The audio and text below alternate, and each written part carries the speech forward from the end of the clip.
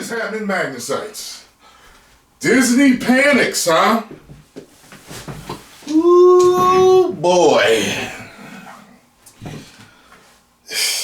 Man, it's one of those things where it's like, I told you so. Like, they are panicking. I mean, it is so far late in the game what they have been doing to panic. We have been telling them for years what we want.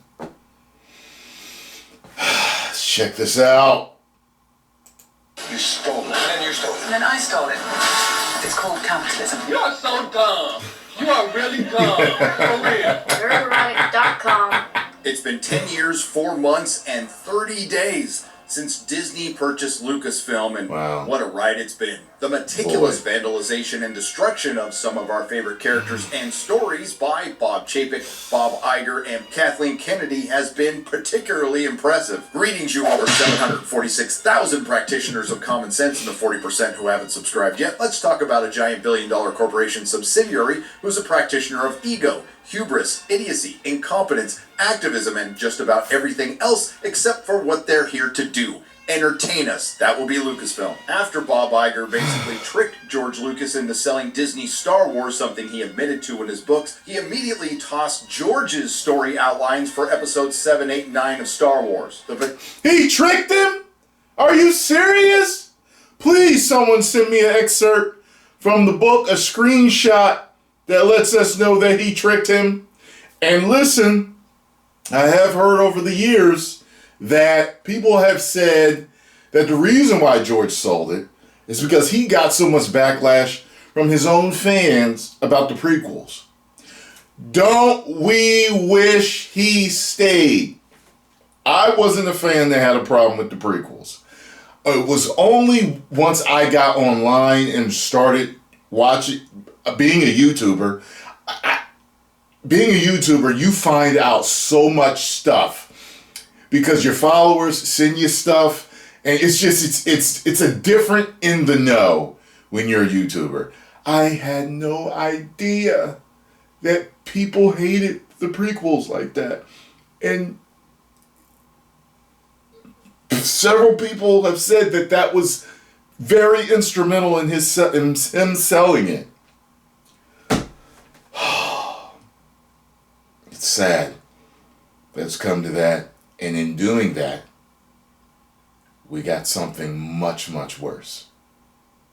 Betrayal doesn't end there, it has only just begun. Then Kathleen Kennedy, who was handpicked by George, but then immediately became a company gal once Disney took over, got straight to work. She killed LucasArts, killed the EU, killed Han Solo, killed Luke Skywalker, and killed Princess Leia, all while managing to not put them in a single scene together. She's hired and fired a lot of directors. That's amazing. She's almost reshot an entire film that led to the first Star Wars flop, #Solo lost money. She's announced multiple projects that never came to fruition, including 2 trilogies. By the way, how is that Rian Johnson trilogy coming? And then Kathleen Kennedy became the first female to kill Star Wars. And from there, it went downhill. She managed to make a mediocre knockoff Boba Fett show called The Mandalorian and immediately screwed that up by firing Gina Carano and releasing season 3. Then she oversaw the total destruction. The first 2 seasons were good, but Kenobi, yes. completing the failure of Disney Star Wars, and she did pull off the impossible, becoming the first female to kill Star Wars again. But she wasn't done. She brought back Willow just 6 short months ago to thoroughly destroy. Nerdrotic, you're making this hurt so much more.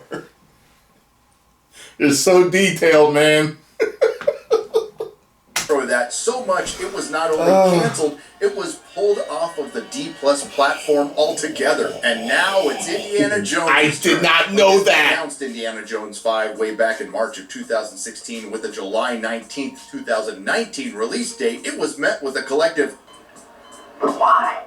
First off, we don't want you to break Harrison Ford. He's done a pretty good job of almost doing that himself. Captain Something Wong.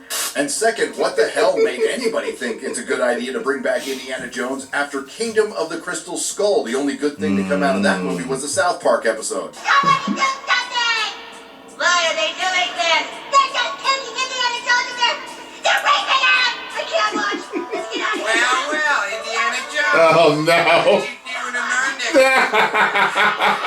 Let's you And that was Steven Spielberg and George Lucas. But not to worry, the room temperature IQ genius of Kathleen Kennedy is here to save the day and say, hold my Bud Light, or Miller Lite, whichever you don't prefer. Kathleen Kennedy's big idea, let's do an Indiana Jones film without George Lucas and Steven Spielberg and strike out on our own. What could possibly go wrong? Turns out, quite a bit. The first sign of trouble was casting Phoebe Waller-Bridge, famous Hollywood feminist and Hollywood darling who most people seem to loathe. Shocking turn of events, another brunette British woman is cast in a Disney Lucasfilm project. Famous for producing and starring in Fleabag, a show for a very particular audience and one I would never watch, but you may know her as the activist robot that Lando Calrissian wanted to have sex with in Solo. Or maybe not, because most of you didn't see it. She was the Hashtag robot. Solo lost money. You might also know her for punching up the script in the last 007 film where they killed James Bond. To be fair, if I had to live in a Phoebe Waller-Bridge world, I'd walk into a missile too. She's also been hired to ruin Tomb Raider, but not before she ruins Indiana Jones first. Serving up the story trope of the once beloved hero turned into a broken old man who's gonna pass the mantle to the far more capable girl who is the key to everything, because we haven't seen that 1,000 times before. The other sign that things might not be going very well on the Indy 5 set is James Mangold's meltdown on Twitter. Before I get to the meltdown, I have to point out that James Mangold is a good filmmaker. 310 to Yuma, Walk the Line, and Ford vs. Ferrari are brilliant. But apparently this is what happens when you work for Disney Lucasfilm and Kathleen Kennedy. From June of 2021, Indiana Jones director James Mangold throws temper tantrum after fan voices concerns about his upcoming movie. And who was that fan? My buddy Matthew Kadish from the Salty Nerd podcast. To anyone thinking Indiana Jones might be good, just let me point out 1, Steven Spielberg is not directing, good point. 2, Kathleen Kennedy is producing, even better point. 3, Harrison Ford is 78 years old, now he's 80. He could pull it off, though. By Jonathan Kasdan, who wrote Solo. I'm not sure if he's credited anymore, but the first 3 points I think with the right director, the bigger man, he could have pulled it off. The other cheek, James Mangold decides to But I still haven't to seen Matt. it. Thanks, Matt. Keep making the world a better place by crapping on things in the first week of production from your basement. Now you might ask yourself, is it a wise decision for a top-tier filmmaker who should be focusing on his Indiana Jones film to go after nerds? I wouldn't have said nothing that if I was made him. Indiana Jones a billion-dollar franchise. The answer is obviously no, so of course he continues. Going so far as to call my buddy Matt a clickbaiter and a nightcrawler. Then he got into an argument with my co-host on Friday Night Tights, Odin. And Good then Lord. I piped in. I honestly don't even remember what I said, and I got blocked. But this goes on and on Wow. and on. What might be adding to that pressure is the budget of the film. Disney reveals Indiana Jones 5's eye-watering budget. The Walt Disney Company revealed the jaw-dropping budget for Indiana Jones and the Insufferable Feminist. That is In the huge. announcement, according to Forbes, Disney revealed it sanctioned nearly $300 million for Indy 5. $294.7 million to be exact. This brings us to today, and somebody better do a wellness check on James Mangold on Twitter, because they premiered Indiana Jones and the Insufferable Feminist at the Cannes Film Festival, and it's not looking good. The corporate critics have turned on their masters. Indiana Jones 5 is sitting at 52% on Rotten Tomatoes with 29 reviews, and if you go to the top critics, it's 37%. Variety reported after the film premiered, Indiana Jones 5 gets a lukewarm 5-minute Cannes ovation as Harrison Ford says an emotional goodbye. On Thursday night at the Cannes Film Festival, Harrison Ford fought back tears several times at the premiere of Indiana Jones and the Insufferable Feminist. The fifth, no, there is no fifth film, and perhaps final, hopefully, chapter of one of the most celebrated franchises in movie history. No expense was spared as Disney jetted its top executives, including CEO Bob Iger and Lucasfilm President Kathleen Kennedy, to the south of France. But when the credits rolled, Cannes mustered a muted standing ovation for Indy's latest adventure. Yes, the applause lasted for 5 minutes, but by Cannes standards, that's more of a polite formality. Oof, leading to headlines like Indiana Jones 5 receives tepid ovation at Cannes, gets early mixed reviews, which lead to review headlines like this from IGN. Indiana Jones and the Dial of Destiny review. We didn't realize how good we had it with the Crystal Skull. That Wow. was so bad. And I want to thank IGN for discovering that there is a number before 7 because they gave it a 4 out of 10. Of course, they're famous for giving the Rings of Power Season 1 an 8 out of 10. As most of you probably know by now, because aliens weren't lame enough in the Crystal Skull, they're going to be using time travel in this, but that's not my takeaway from this quote. Dial of Destiny never tempts this sad, broken version of Indy with the power to instantly fix his problems. This sad, broken version of Indy, because that's what we all wanted to see. Come on, kids, jump in the car. Let's go see another Like Luke Disney Skywalker, sad version and of the broken? sad, broken character. From Variety, Indiana Jones and the Dial of Destiny review. Harrison Ford plays an aging Indy in a sequel that serves up nostalgic hokum minus the thrill. Uh-oh. From the trailer, we learn that Indiana Jones is now divorced from Marion with no sign of Shia LaBeouf's mutt. Also, Harrison Ford can complete the bad father trifecta with 3 of his most prominent characters. Han Solo's a bad dad, Rick Deckard's an absentee father, making him a bad dad, and now Indiana Jones is a bad dad. Then his goddaughter Helena Shaw, played by Phoebe Waller-Bridge, shows up. They haven't seen each other for 18 years. It turns out that Helena has mercenary motives, and while Phoebe Waller-Bridge of Fleabag fame makes her saucy, spiky, and duplicitous in a cheeky way, she's like the young Maggie Smith with a buttload of attitude. We never feel in our guts that Helena is a chip off the old indie block. So while it feels like the film is setting her up to become the new Indy Jones, I wouldn't bet the farm on that happening. Neither would I. Now there's going to be a lot of people saying, I told you so, I guessed it, and you'd be right, along with thousands of other people the very second they cast Phoebe Waller-Bridge, because this is Disney. How could I say that? I give you Marvel Phase 4 and Disney Star Wars as evidence. But by all means, Lucasfilm, give us a Phoebe Waller-Bridge Indiana Jones film. I dare you. But wait, there's more. A film that inherits the directing mantle from Steven Spielberg should know when to step up. It's about time executives realize that franchises can't be cleanly separated from the visions and talents of those who made them. Think I might know a few people who've been saying that for years. That critic must be a bigot. From Rolling Stone, there are needs being met here, but they aren't storytelling based so much as stoking the fan base and meeting the bottom line ones. This is from That Shelf, never heard of them, and this is supposed to be a good review. Fine fan fiction. From the playlist, it's a sad and safe ending for a series that once prided itself on big escapades and larger-than-life emotions.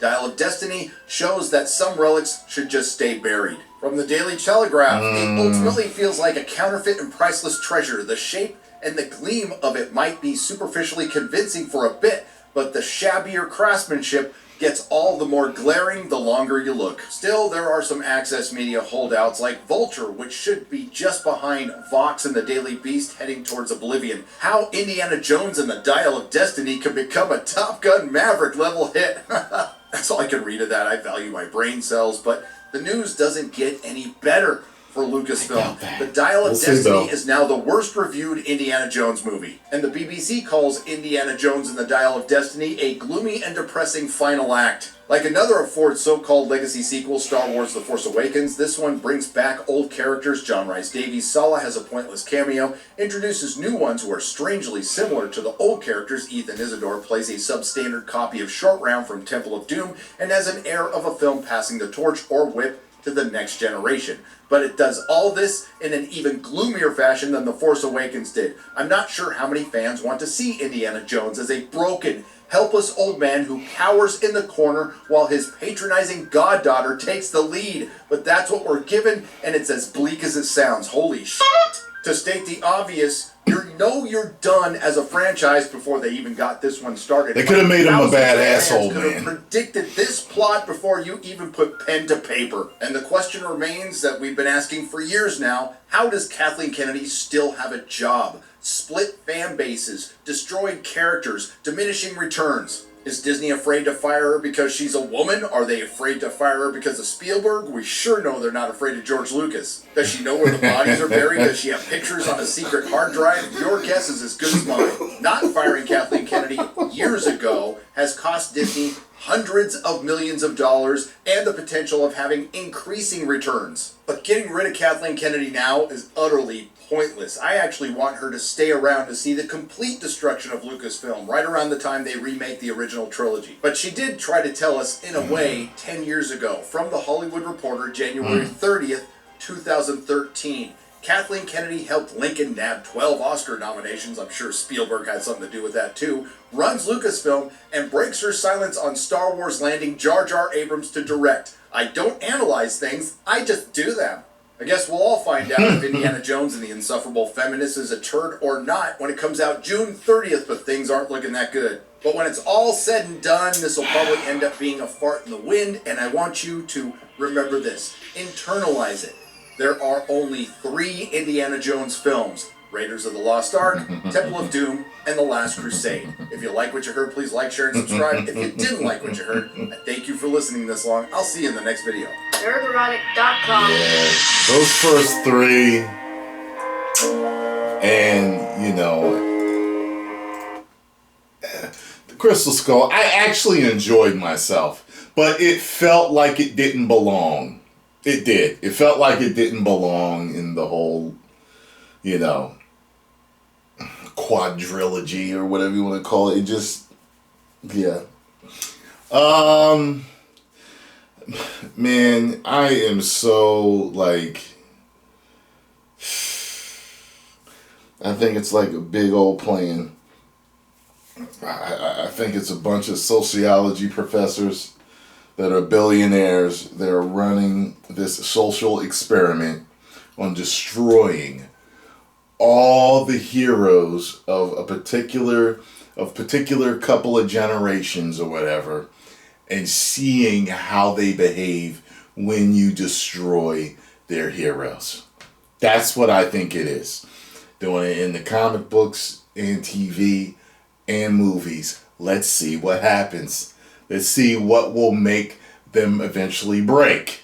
You know what I'm saying?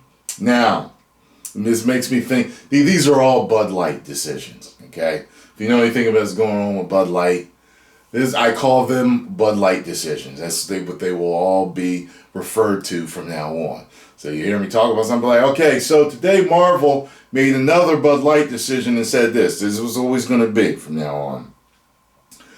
But what is happening to Bud Light? They are losing so much money.